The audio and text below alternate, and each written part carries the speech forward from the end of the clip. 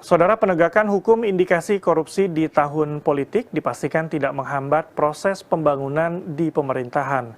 Di samping penegakan hukum, pelaku usaha diminta untuk menjalankan tugas sesuai dengan spek dan peraturan daerah.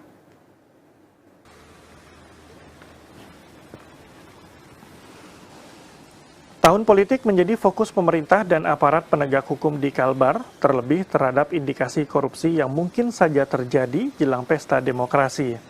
Pemerintah bersama aparat penegak hukum berkomitmen tetap melaksanakan proses hukum, namun tidak mengabaikan proses pembangunan pemerintah daerah.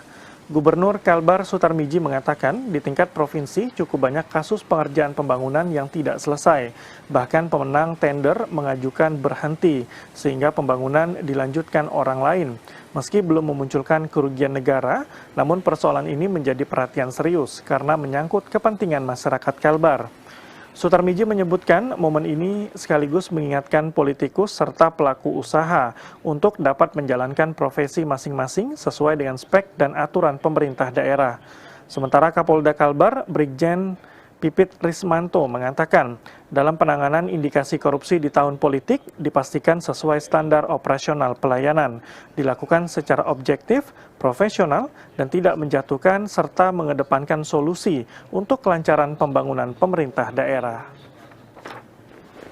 Ini suatu untuk mengingatkan juga kawan-kawan yang profesinya sebagai politisi ya, supaya betul menjalankan tugas sesuai dengan aturan-aturan lain.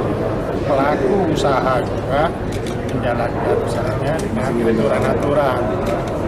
Terutama kalau di Pemda itu pemerintah daerah pasti berkaitan dengan para kontraktor. Kontraktor itu dia bekerja dengan kualitas yang benar, spek yang benar. Nah, pengawas ya, konsultan pengawas perencana yang sesuai dengan aturan juga. Ya. Tentunya terkait di tahun politik akan mengawal proses pemilu ini berjalan aman, tertib, lancar. Namun penegakan hukum kita lakukan secara objektif, ya, profesional, tentunya tidak mengganggu. Penegakan hukum kita lakukan, tapi tidak mengganggu proses politik.